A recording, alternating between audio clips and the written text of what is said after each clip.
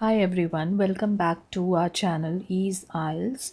In today's video, we are going to dive into the practical session on tackling true, false, not given questions in the IELTS reading section.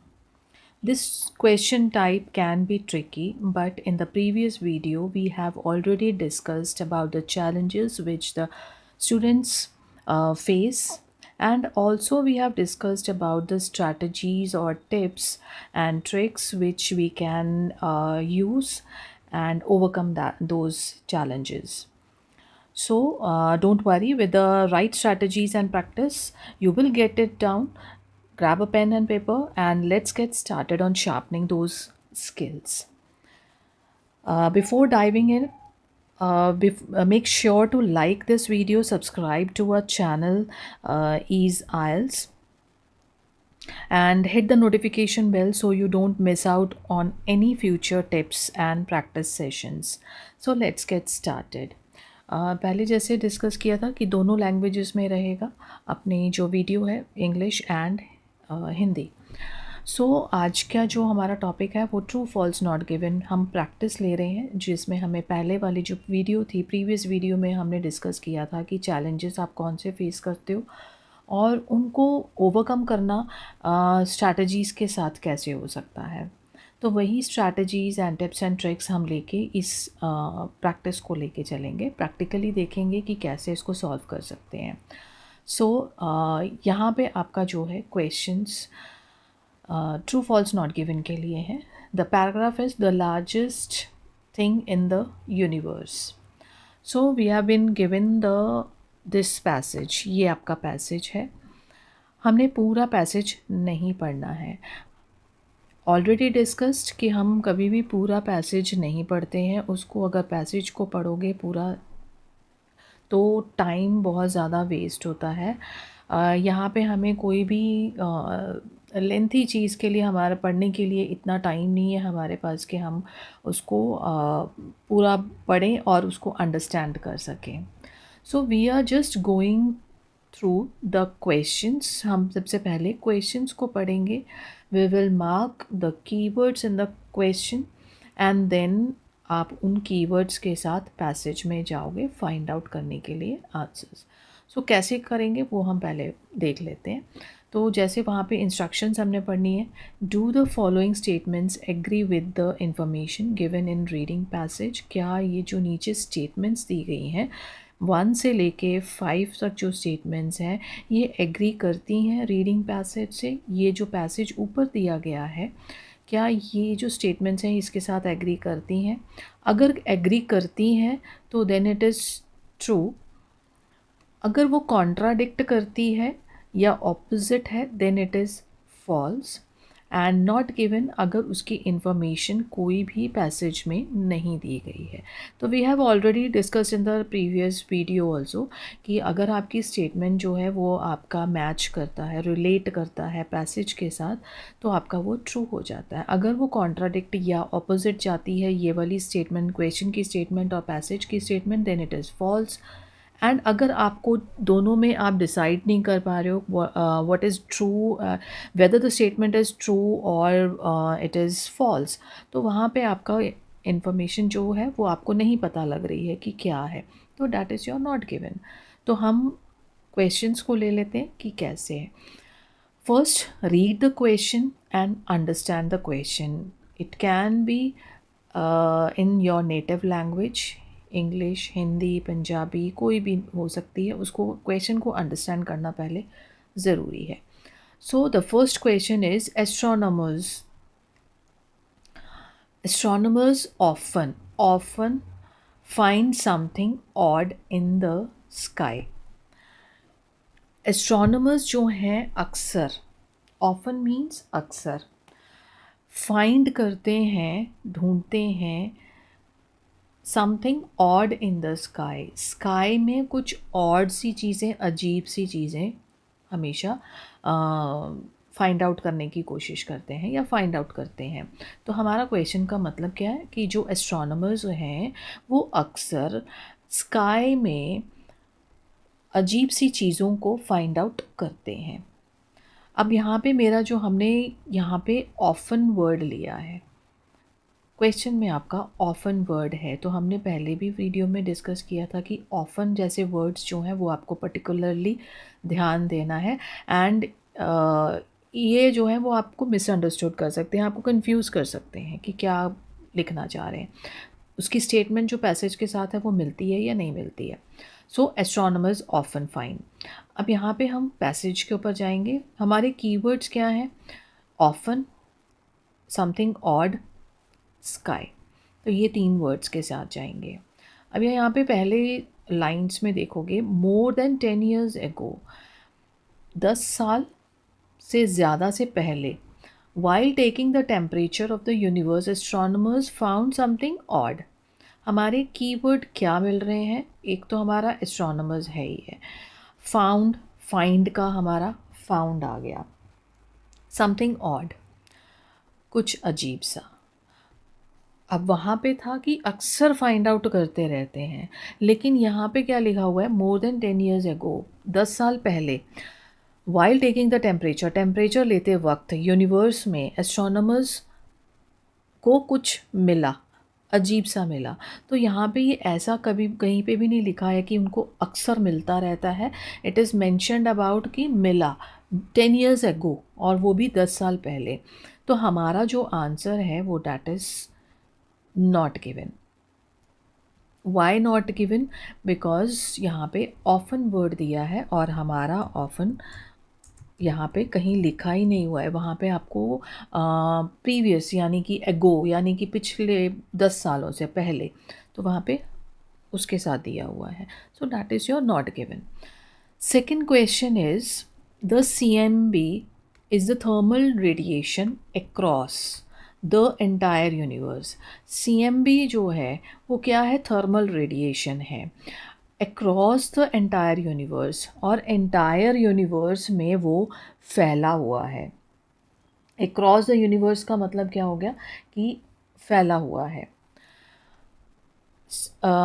जो हमारे यहाँ पे keywords मिल रहे हैं वो that is your CMB obvious, thermal radiation है, across है और एंटायर यूनिवर्स है। तो थर्मल रेडिएशन के साथ जाएंगे, अक्रॉस के साथ जाएंगे और एंटायर यूनिवर्स के साथ जाएंगे हम। ये हमारे कीवर्ड्स हैं। सो लेट्स सी यहाँ पे हमारा कहीं हमें आंसर मिले। एस्ट्रोनॉमर्स हमारे पास दिख रहा है, थर्मल रेडिएशन हमें मिल रहा है और एंटायर यूनिवर्स भी मिल रहा है, राइट। अब हमें लोकेशन कहीं ना कहीं मिल गई है। So now we have to read the full sentence and see कि आपके कीवर्ड्स के साथ यहाँ पे हमें कीवर्ड्स तो मिल गए हैं, लेकिन वो मीनिंग आ रहा है कि नहीं आ रहा है जो क्वेश्चन का है। The astronomers were measuring the thermal radiation। जो एस्ट्रोनॉमर्स हैं वो मेजर कर रहे थे थर्मल रेडिएशन को, दैट जो कि bathes the entire universe. Bathes का मतलब है, अगर हम एक नॉर्मल इंग्लिश में लें तो डैट इज़ योर नहाना, और वो पूरी तरह से, जैसे जिसको हम ये बोल देते हैं। तो बेट्स का मतलब है अक्रॉस। यहाँ पे जो हमारा वर्ड आ रहा है डैट इज़ योर अक्रॉस, यानी कि पूरे के पूरे एंटायर यूनिवर्स में फैला हुआ, अक्रॉस। तो हमारा जो स्टेटमेंट सेम वही चीज़ आ रही है जो वहाँ पे क्वेश्चन में मेंशन्ड है। The astronomers were measuring the thermal radiation. Astronomers thermal radiation को मेजर कर रहे थे जो कि पूरे एंटायर यूनिवर्स में फैला हुआ था, बेट्स। वही स्टेटमेंट जो है वो हमारी यहाँ पे है, अक्रॉस द एंटायर यूनिवर्स। सो हमारा जो आंसर आता है that is your true. Now, the third question. The CMB varies. Varies means alag alag. From extremely low to high temperature. CMB जो है वो वेरी करता है एक्सट्रीमली, यानी कि बहुत ज़्यादा लो से बहुत ज़्यादा हाई टेम्परेचर के लिए। तो यहाँ पे हमारा जो आंसर जो फाइंड आउट करना है उसके लिए हमारे कीवर्ड्स क्या रहेंगे? डैट इज़ योर वेरीज, यानी कि डिफ़र करता है। और extremely low to very high temperature, extremely low का बिल्कुल लो टेम्परेचर से हाई टेम्परेचर तक, इस तरह से वेरी करता है। हमने क्वेश्चन को समझ लिया, अब हम जाएंगे पैसेज के ऊपर. नाउ हियर, जैसे कि हमने पहले भी प्रीवियस वीडियो में डिस्कस किया था कि ये इनके जो true false not given questions होते हैं, इसमें आंसर्स जो हैं वो सीक्वेंस में आ जाते हैं. ज़्यादातर रीडिंग्स में जो है वो सीक्वेंस में आएगा, बहुत कम रीडिंग्स होंगी जिसमें आपका आंसर सीक्वेंस में नहीं होंगे, लेकिन ज़्यादातर होंगे. तो यहाँ पे हमारा this was our first answer, right, and this one is our second. Now यहीं पे हमारा कहीं वो भी होना चाहिए, थर्ड आंसर भी होना चाहिए, नहीं. तो हमने पहले यहाँ पे पढ़ लेना है कि क्या लिख रहा है. CMB blankets the sky and looks pretty with the same everywhere existing at a feebly cold temperature of this. अब उसने क्या बोला है कि हमारा क्वेश्चन जो था वो था कि वेरी करता है, low to high temperature, extremely low to high temperature.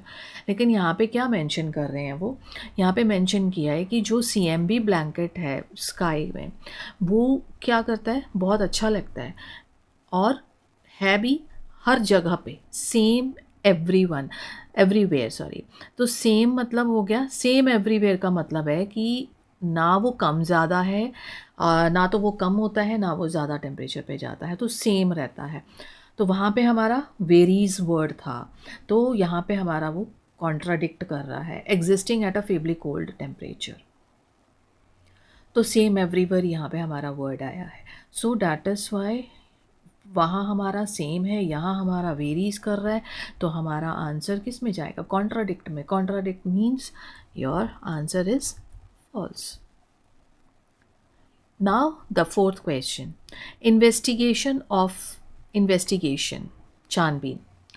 Fluctuations of temperature in space help scientists to understand what the cosmos is made of. Investigation जो हुई उसमें फ्लक्चुएशंस ऑफ टेम्परेचर, यानी कि टेम्परेचर कभी बढ़ा कभी कम हुआ इन स्पेस, इससे साइंटिस्ट को हेल्प मिली अंडरस्टैंड करने के लिए कि जो कॉस्मोस है वो किस से बना है. ओवरऑल क्वेश्चन का मतलब ये हुआ कि जो टेम्परेचर है वो उसकी फ्लक्चुएशंस आई हैं स्पेस में, और उस फ्लक्चुएशंस से साइंटिस्ट को ये अंडरस्टैंड करने में मदद मिली कि कॉस्मोस जो है वो किससे बना है. सो हमारा जो यहीं पे हमने ये this is our third answer. तो इसके ही अब हम देखेंगे नेक्स्ट.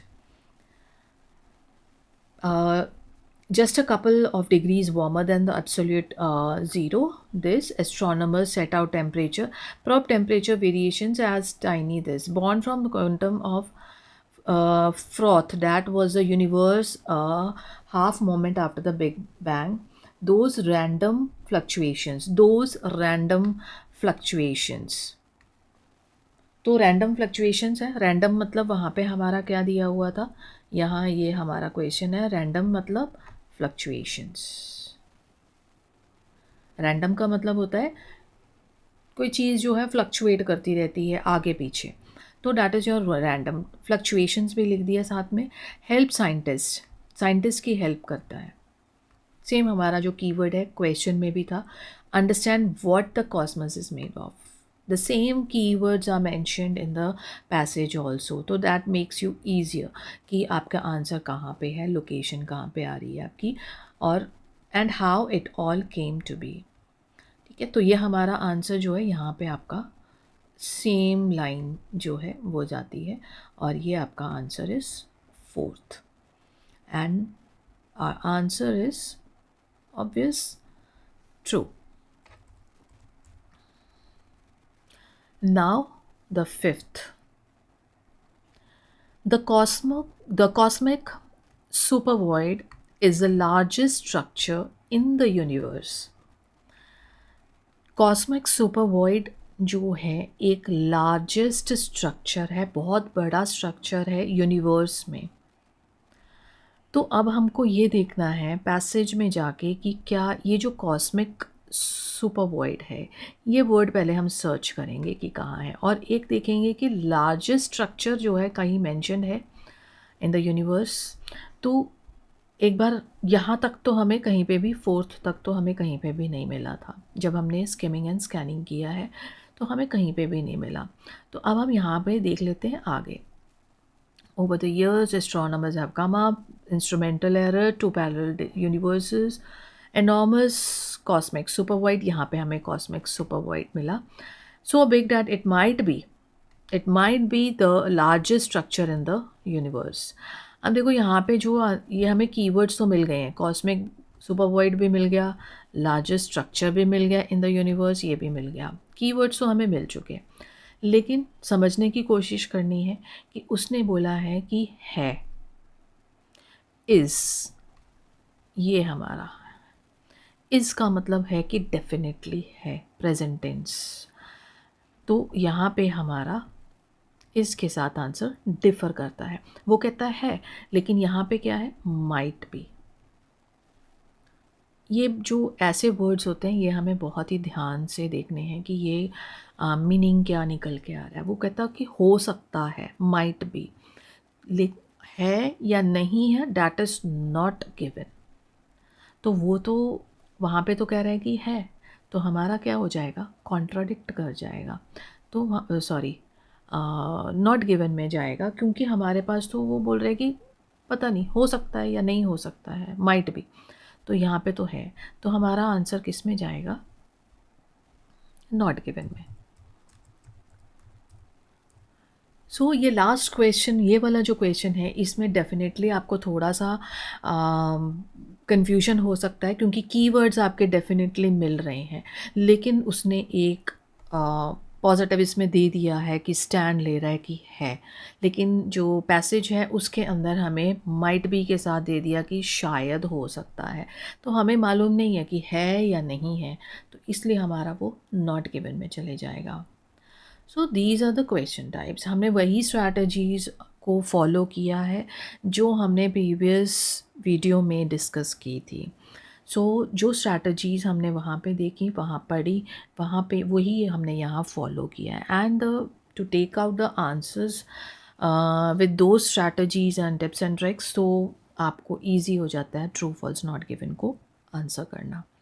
सो डेफिनेटली उसके लिए आपको प्रीवियस जो वीडियो है जिसमें हमने डिस्कस किया है इन strategies and tips and tricks को, और चैलेंजेस जो आप फेस करते हो वो हमने डिस्कस किया है, you will have to watch that also, कि उसका हम लिंक नीचे डिस्क्रिप्शन में दे देंगे, so that you can watch that also. तो ये आपका true false not given questions. So we have practiced true false not given question today. Remember, mastering true false not given questions takes time. ये time लेता है, इसको understand करना बहुत ज़रूरी है। So keep practicing and applying these strategies. So if you found this video helpful, please give it a thumbs up, share it with your friends who are also preparing for IELTS, and don't forget to subscribe to our channel Ease IELTS for more tips and tricks and practice exercises and strategies. Thank you.